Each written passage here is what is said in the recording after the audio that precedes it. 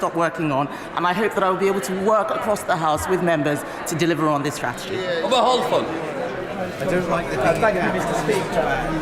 I have a tragic case in my constituency of Harlow in which a 14-year-old girl was a victim of rape, and now her attacker has been allowed to live 120 metres away from her, causing her and her family intolerable distress. So I ask the Minister, will she meet with me to discuss the case, work with me to ensure that victims can live safe in the knowledge their abusers will never be allowed to live near them again, and judges will prioritise the rights of victims over the attackers?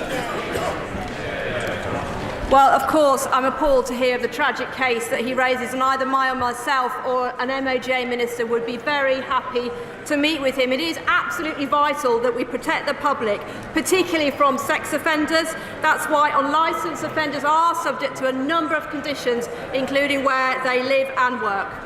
Boris, Thank you, Mr. Speaker. We know that hate crime is often intersectional, especially in diverse constituencies like mine in Vauxhall. Many victims have more than one identity. They may be black, they also may be LGBT women. However, the current legislation does not allow for multiple characteristics to be recorded, so the data often lacks accuracy and depth. Will the Secretary of State and the Ministers will please work with us to address this so that we can actually build a real picture of the people being targeted by hate crime? Minister. Thank you, Mr. Speaker. The Honourable Lady raises a very interesting point and a very important point, and my humble friend, the Minister for Women, and I will work on this to see what more we can do to address that specific issue. Thank you, Mr. Speaker. Shared parental leave was a brilliant idea introduced by a Conservative government. But there's one type of new parent that gets almost no support, and that's the kinship carer of a baby. So what can my honourable friend do to ensure equality for all types of parenting? Minister. I thank my right honourable friend for that question. The government does value the vital role that kinship carers play, and eligible kinship carers who adopt are entitled to adoption leave and pay, and employed kinship carers may also be eligible for other leave entitlements to balance work with caring, including emergency leave, the right to request flexible working, and unpaid parental leave. But we will continue to look at this issue. Thank you, Mr. Speaker. I would like to share the words of my constituent with this House. I am emailing you because of the unfairness of people on legacy benefits who do not receive the £20 a week extra support because of COVID. This is discrimination of disabled people, which I am one of. I could not leave my home for nearly 18 months because of COVID. This money would have helped with heating costs. This month, Karen Malik, CEO of Disability Rights UK, said, with rising energy bills, increasing inflation, and benefits pegged at an horrendously low level, millions of disabled people are living in conditions comparable to the 19th century workhouse. Can the Minister let me know? Sorry, order, Minister. In relation to the High Court challenging the government, the decision to not extend the universal credit uplift to those on legacy benefits during the pandemic, Mr. Justice Swift said, "My conclusion is the difference in treatment resulting from the 2020 regulations was justified." I would say to his constituent, please use the benefits calculator on .gov.uk and talk to his work coach in case there is any support locally that he's missing out on. Maria Miller. Mr. Speaker, 4 in 10 young women in this country have received an unsolicited, naked image of a man's genitals. This sort of abuse has absolutely no place in our society.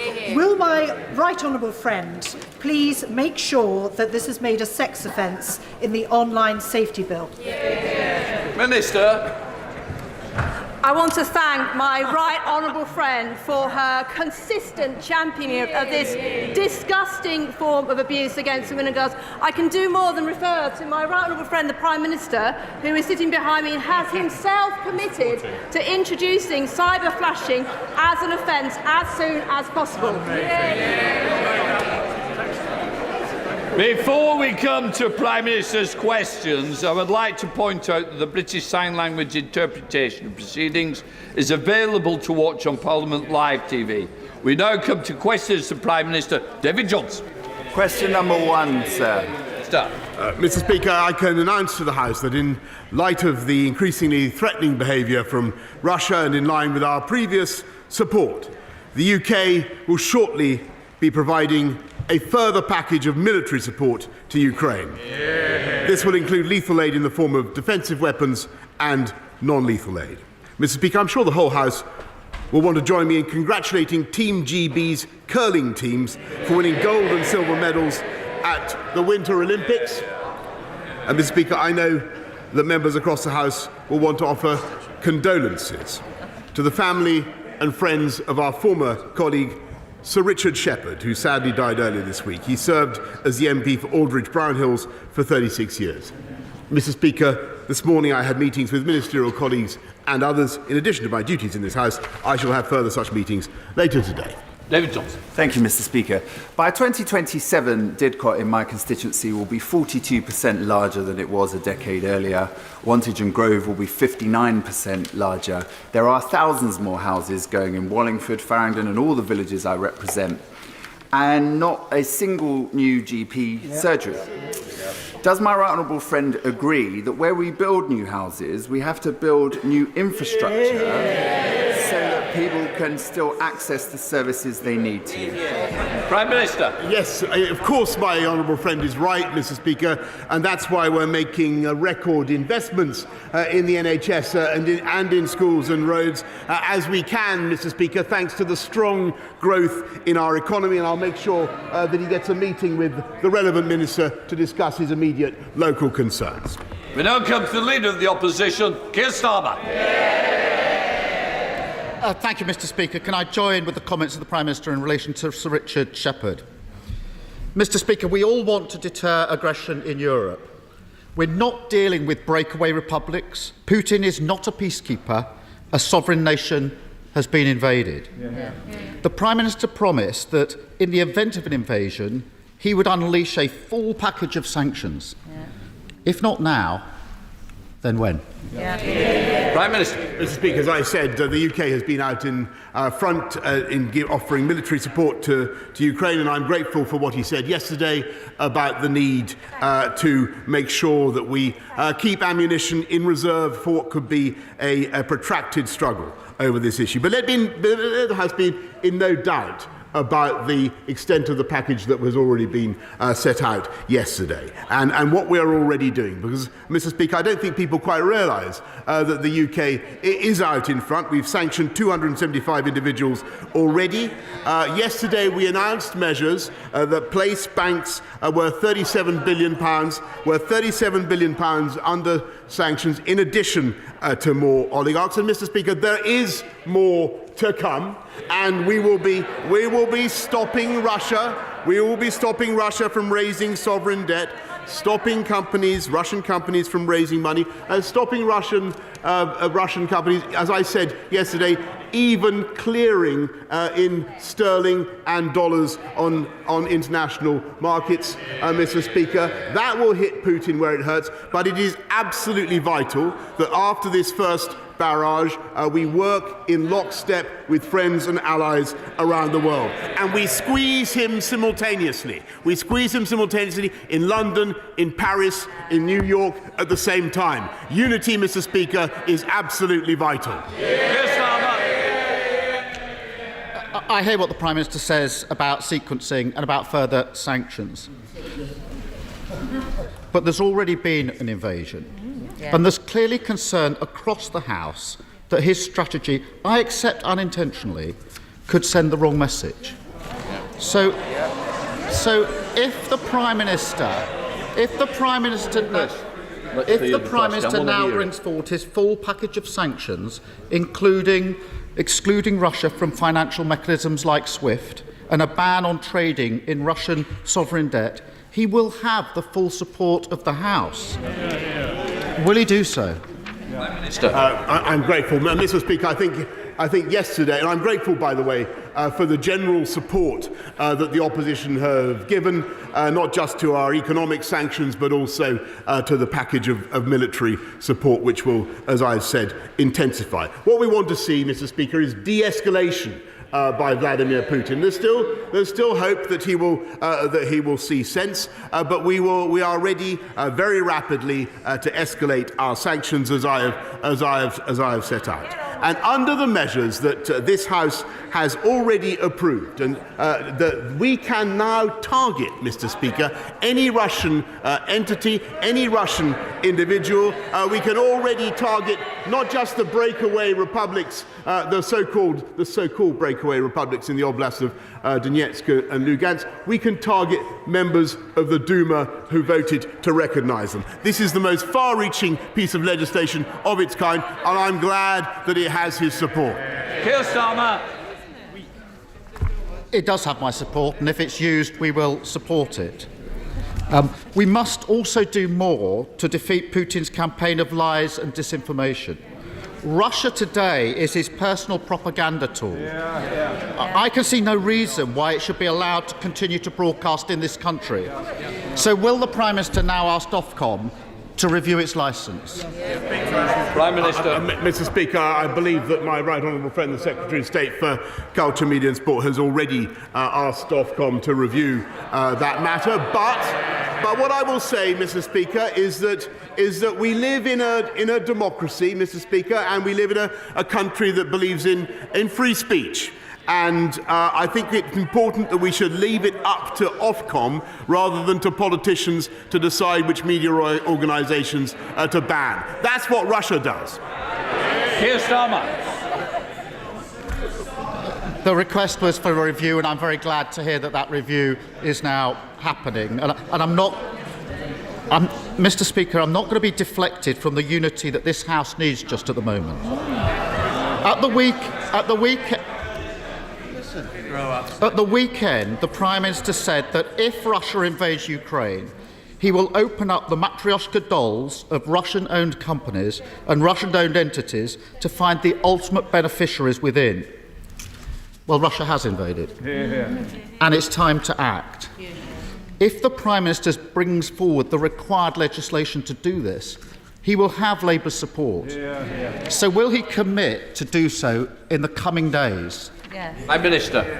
Mr. Speaker, we are, as I said, bringing forward in the next wave of sanctions measures that will stop all Russian banks, all oligarchs, all Russian individuals raising money on London markets, and we are also accelerating, Mr. Speaker, the economic crime bill, which will enable us in the UK to peel back in the next session, Mr. Speaker, to peel back the facade of beneficial ownership of property in the UK and of companies. It's gone on for far too long. We are going to tackle it under this government, Mr. Speaker, but on all these measures, I think it is very, very important that the House remembers they are more effective when all financial centres move forward together. And that is what the UK has been organising. Keir Starmer. Mr. Speaker, I think I heard the Prime Minister say that the economic crime bill will be in the next session. I hope I misheard that. But I can assure him, if he brings it forward in this session in coming days, it will have our support. There's no reason to delay this. Let me also turn to the elections bill. As it stands, the bill would allow unfettered donations from overseas to be made to UK political parties from shell companies and individuals with no connections to the UK. Labour has proposed amendments that protect our democracy from the flood of foreign money drowning our politics. We can all now see how serious this is. So will the Prime Minister now change course and support these measures in the House of Lords? Mr. Speaker, we have very tough laws, tough rules in this country to stop foreign donations.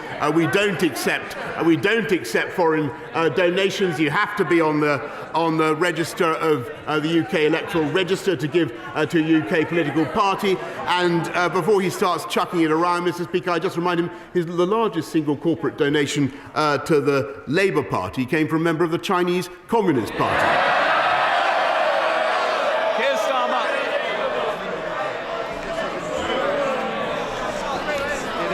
No, Mr. Speaker. at this moment, as the House agreed yesterday, we have to stand united. And I am not going to be deflected from that. I note the Prime Minister did not agree to change the elections bill. I think that's a mistake, and I ask him to take it away and look at it again, those amendments in the Lords. Putin has invaded a sovereign European nation. He is attacked because he fears openness and democracy, and because he knows that, given a choice, people will not choose to live under erratic, violent rule. He seeks division. We must stay united. He hopes for inaction, so we must take a stand. He believes that we're too corrupted to do the right thing, so we must prove him wrong. And I believe that we can. So will the Prime Minister work across the House to ensure that this is the end of the era of oligarch impunity by saying that this House and this country will no longer be homes for their loot? Prime Minister. Mr. Speaker, I don't think any government could conceivably be doing more to root out corrupt Russian money, and that is what we are going to do. And I think we can be proud of what we've already done and of the measures that we have set up. And Mr. Speaker, I'm genuinely grateful for the tone of his last question and for the support he has given. And he is right that it is absolutely vital that we in the UK should stand united. And people around the world can see that the UK was the first to call out what President Putin was doing in Ukraine. We've been instrumental in bringing the world together, the Western world together in lockstep to deal with the problem, to bring together the economic package of sanctions that I have set out. And Mr. Speaker, there is still time for President Putin, as I've said, to de-escalate. But what is at stake, be in absolutely no doubt, is not just the democracy of Ukraine, but the principle of democracy around the world. And that is why the unity of this House is so important today, and it is absolutely vital that the United Kingdom stands together against aggression in Ukraine. And I am grateful for the broad support that we've had today from the Leader of the Opposition. Please Thank you, Mr. Speaker. Following last week's Q&A at the Shepley Village Association, and after receiving a huge number of complaints from constituents, it is clear that speeding is a major problem, not just in Shepley, but across all parts of Dewsbury, Mirfield, Kirkburn and Denbydale. Rather than action being taken after people have been killed or seriously injured in collisions, would my right honourable friend agree with me that prevention is better than the cure, and that the Department for Transport Circular 2007 needs a long overdue review? Prime Minister. Yes, Mr. Speaker. Look, I thank him. I share his passion on this issue as a cyclist, and I do think that we need to crack down on speeding, which does play a role in excessive in deaths on our roads. And the Department of Transport is updating the circular that he mentions on the use of speed and red light cameras. And I'd urge him to get in touch with my right honourable friend, the Secretary of State. Leader of the SNP, Ian Blackford. Thank you, Mr. Speaker. Yesterday, this side of the House made clear that the SNP stands united against the Russian invasion of Ukraine, and this needs to be included with tougher and stronger sanctions. But as the chair of the Foreign Affairs Select Committee rightly said, we shouldn't be waiting for Russia to attack others to clean up the corruption and Russian money which has been fueling in the UK. Under the Tories, a sewer of dirty Russian money has been allowed to run through London for years. I went to the Prime Minister, the then Foreign Secretary, in 2017, and I raised the issue of limited partnerships, 113 of which have been used to move $20.8 billion out of Russian banks. Corruption on an industrial scale. Why did the Prime Minister do nothing back then? And why is he still doing nothing now? Prime Minister. Mr. Speaker, I'm grateful to him. I think that he was right to come to me then, and I've always enjoyed talking to him, as I've told him many times. I think he's right on the issue. We do need to stop corrupt Russian money in London and every other financial capital. That's why we've already taken the steps that we have taken, but we are going much further to uncloak the true owners of Russian companies and Russian properties in this country, and high time, Mr. Speaker. No country is doing more than the UK to tackle this issue. In Blackford. Mr. Speaker, that meeting was 5 years ago, and I offered to work with the Prime Minister 5 years ago, and nothing has happened.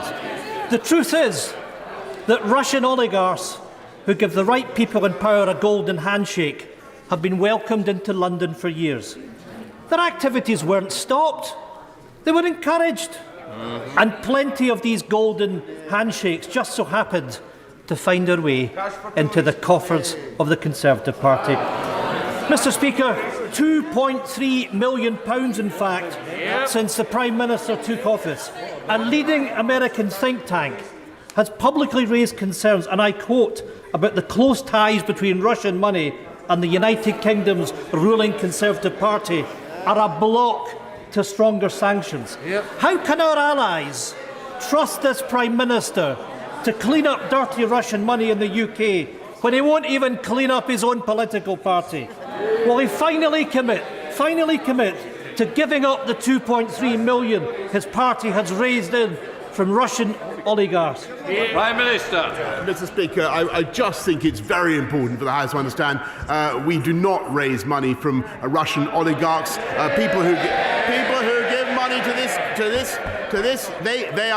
We raise money from people who are registered to vote on the UK Register of Interest, and that is how we do it, Mr. Speaker. And I think his indignation.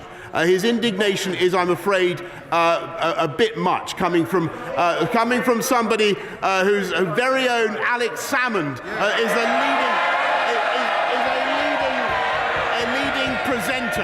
a leading presenter on, as far as I know, on Russia Today, which the leader of the opposition has just called on this country to ban.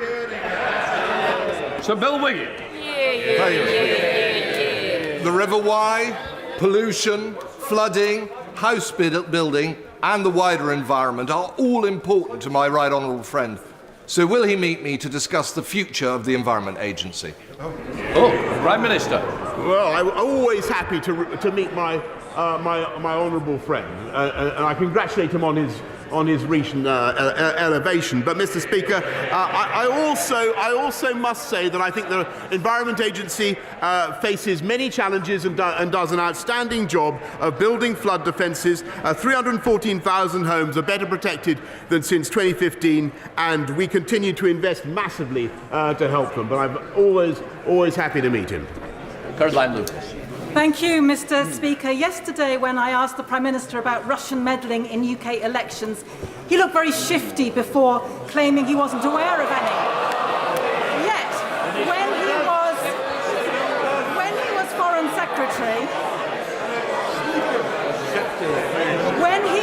Foreign Secretary in 2017, in a joint press conference with the Russian Foreign Minister, when Lavrov claimed there was no evidence that Russia had interfered in UK elections in any way, the now Prime Minister corrected him by saying there was no evidence of successful interference. So can the Prime Minister tell us what evidence he has seen of unsuccessful interference? Has he actually read the Russia report, which is very clear that there is credible evidence of interference?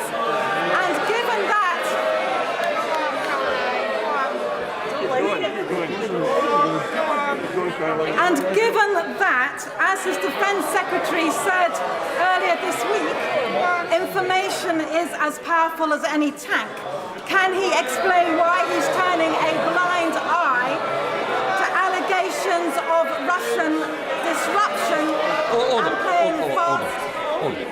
Order. I hope you're coming to the end of the question. I do need to.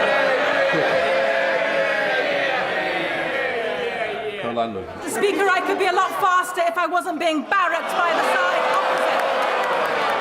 I think the challenge is that I do want to get the front benches moving quickly. We want to get speed into it, so I'm sure it's the end now. Given that, as his Defence Secretary said earlier this week, that information is as powerful as any tank, a blind eye to allegations of Russian disruption? Why is he playing fast and loose with our national security? Prime Minister. Mr. Speaker, I repeat what I told her ages ago, if I think I've got it right. I've seen absolutely no evidence of successful Russian interference in any electoral event, Mr. Speaker. Gareth Bacon. Thank you, Mr. Speaker. I welcome the steps the government is taking to help hard-working families in Orpington this year with their energy bills, and the majority of people receive at least £350 of support. But can my right honourable friend confirm that even those not eligible for the council tax rebate will still receive additional support thanks to discretionary funding set aside for local authorities? Prime Minister.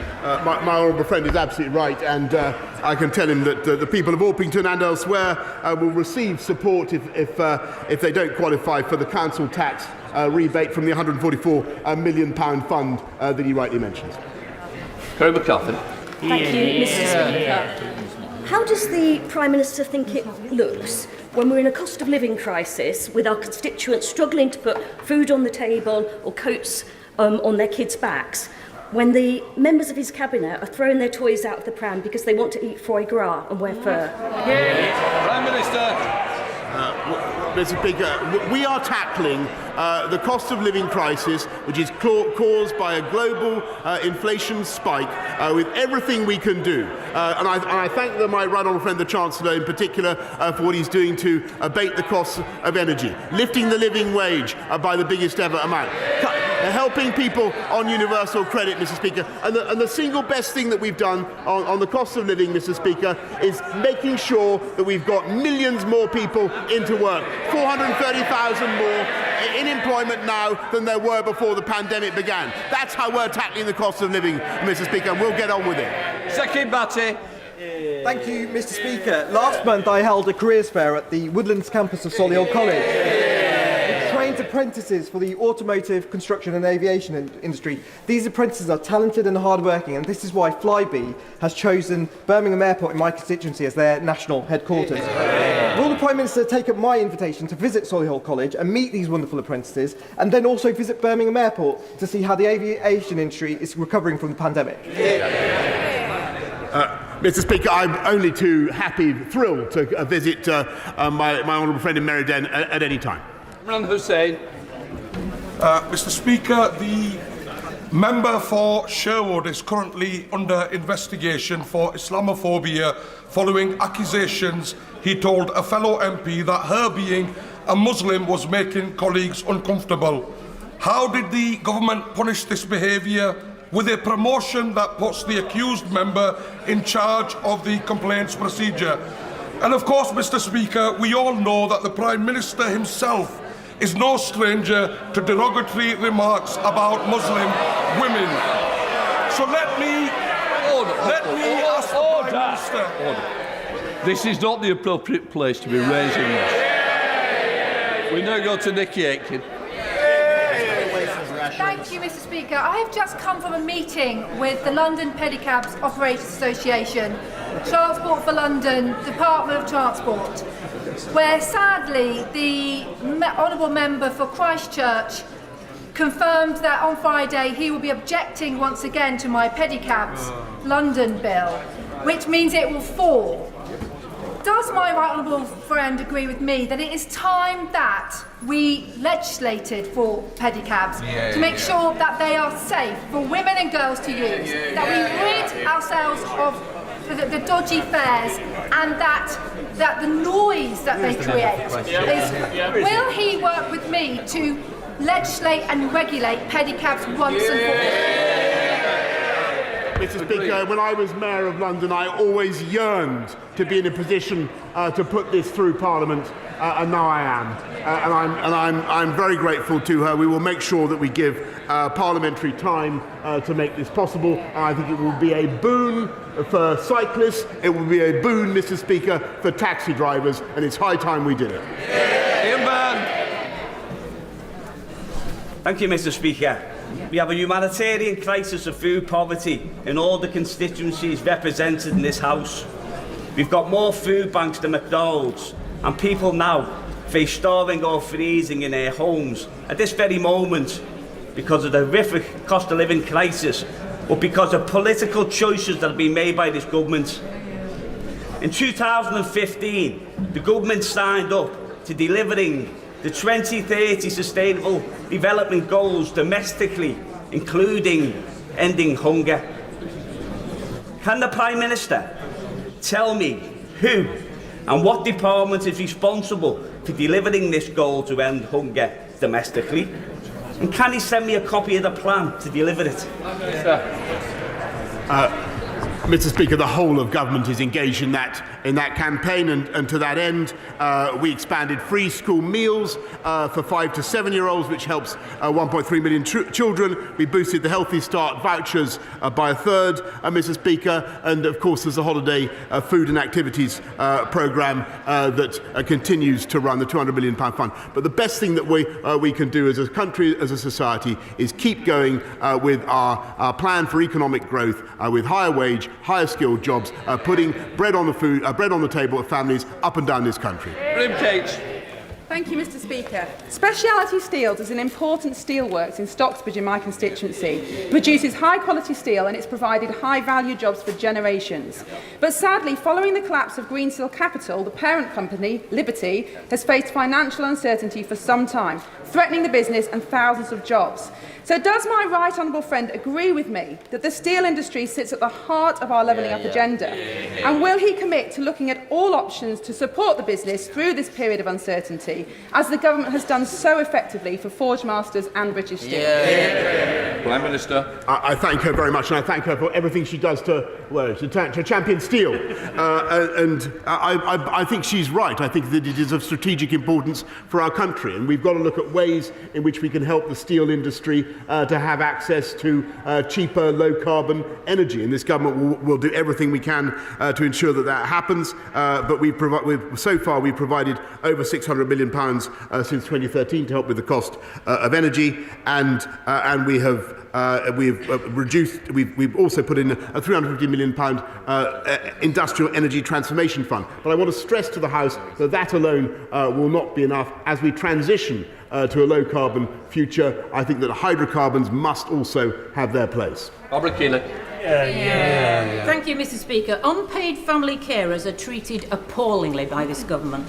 I'm not talking about paid care staff in care homes, but people who provide care unpaid for family members. While food and energy costs skyrocket, carers' allowance is increasing in April by only £2 to a miserly £69 a week. But this insulting amount will now be more than swallowed up by paying the £2.50 cost of a single lateral flow test, so that carers can keep the person they care for safe. How can the Prime Minister justify this tax on caring? I thank her very much, and I think that the whole House understands the pressures on carers and the immense amount that they contribute to our society, and we are doing our best to support people throughout our country. We can't, I think the House also understands that we can't indefinitely support free universal free testing. What we are doing is uprating the carers' allowance, and of course carers are also entitled to the increases that we're putting through in universal credit. Jones. Thank you very much, Mr. Speaker. Can I follow up my right honourable friend's statement on Monday on removing the COVID restrictions? I welcome the further support for the immunosuppressed. Will he ensure the NHS reviews the system for identifying the most vulnerable, as I think some who are at risk are in danger of being missed? For example, those with blood cancers, and will he then ensure that the relevant testing and antiviral drugs will be readily available alongside boosters for the immunosuppressed, but also for their carers? Yes, he's making a very important point about the immunosuppressed and the need to identify them correctly. We currently think there are 1.3 million. Yes, of course, they will have access not only to testing but also to vaccines, to boosters, and priority access for new therapeutics and antivirals. Sanitary. Thank you, Mr. Speaker. Last October, a promising young footballer in my Ilford South constituency called Kamran Khalid, who was a former winner of Chelsea FC's Asian Star Scheme and played for the famous Senrab FC in Wanstead. He was on his way home to see his mum after finishing at the gym, and he was stabbed 24 times, murdered just yards from his front door. One of the perpetrators, alleged perpetrators, was as young as 15.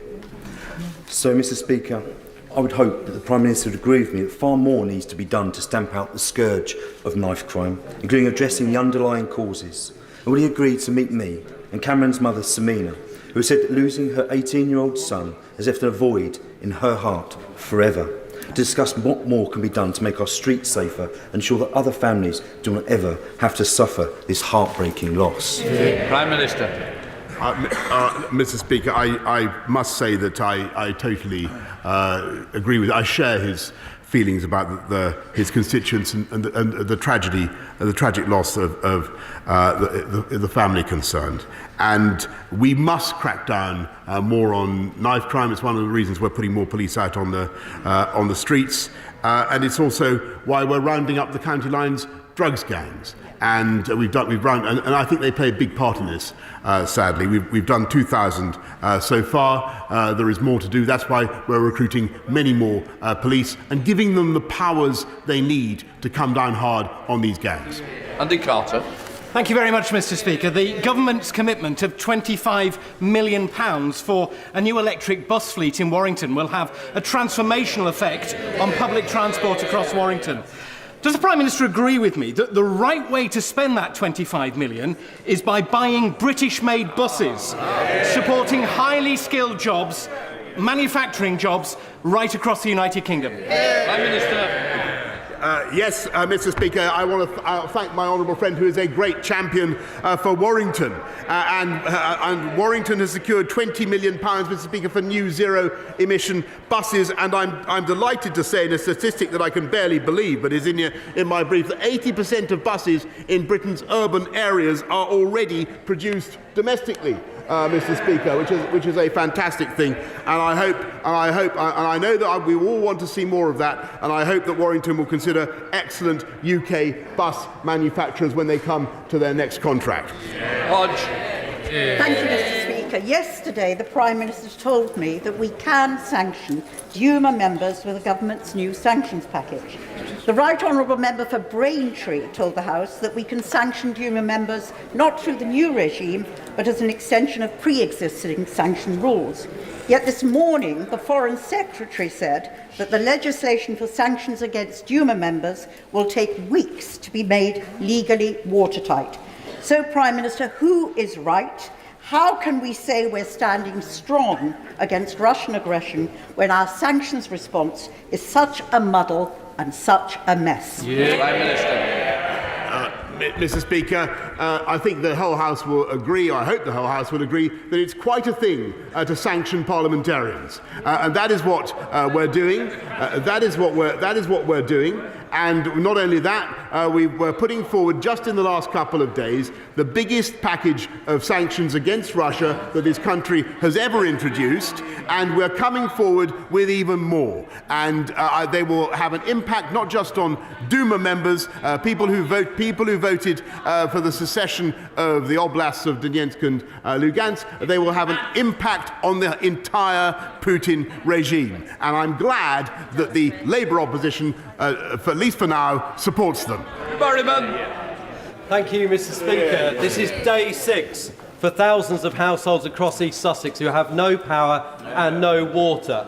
As we become more and more reliant on electricity, we must become more resilient. Can I ask the Prime Minister to ensure that the utility companies work together, that water companies have to have generators in place so that the water doesn't fail when the power does, and that local resilience forums are fit for purpose and communicate with their local community? We need more help on this, Prime Minister. Please help us. Prime Minister. I thank him very much for what he said about people in East Sussex, and I just want to say I know how tough it is for people who've been short of power for days on end.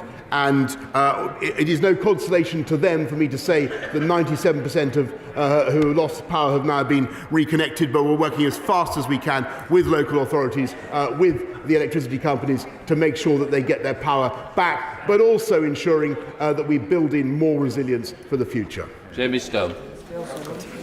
Mr. Speaker, let's be quite clear about this. Is it not an absolute disgrace that a Privy Councillor, an advisor to the Queen and a former First Minister of Scotland sees fit to broadcast his half-baked world views week after week on Russian television? Mr. Speaker, that was a brilliant, powerful question with which I think the whole House assented. Would it not have been more powerful if it had come from the leader of the Scottish Nationalist Party? Daniel Kaczynski. Thank you very much. Thank you very much, Mr. Speaker. The Prime Minister will have seen the devastation in Shrewsbury of the flooding of the River Severn. This is the third year in a row that Shrewsbury has faced these appalling floods.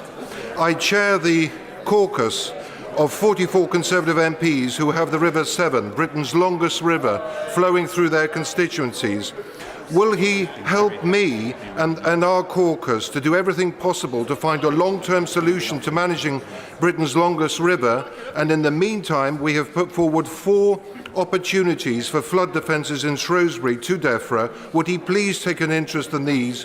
Because Shrewsbury cannot afford a 4th year in a row of flooding. Prime Minister. I thank him very much for what he's said, and he's completely right in what he says about the Severn and the violence of flooding in the Severn, which I've seen for myself, in the Severn area, which I've seen for myself several times. There are still flood warnings in place along the Severn, Mr. Speaker. And all I can tell him is that we are working flat out to put the remediations in place to help people who have suffered from flooding, but also investing £5.2 billion in the flood defences of this country. David. The leader in this morning's Times is a scathing criticism of the government's limited sanctions against Russia. If the Prime Minister won't listen to members of this House, would he at least listen to the Times newspaper? Prime Minister. Mr. Speaker, I have the utmost respect for the media, and of course I study as much as I possibly can. But I have to say, I think that the package that the UK has put forward has been leading the world, and there is more to come. And Mr. Speaker, I hear somebody on the opposite benches say that this is so far weak. It's not. It's strong, and it's going to be very strong. Something that would be strong, Mr. Speaker, would be to take the whip away from the 14 members of the Labour Party who say that the aggressor in Ukraine is NATO. That would be a strong thing to do. That's the end of Prime Minister's questions. Point of order, Bridget Phillipson.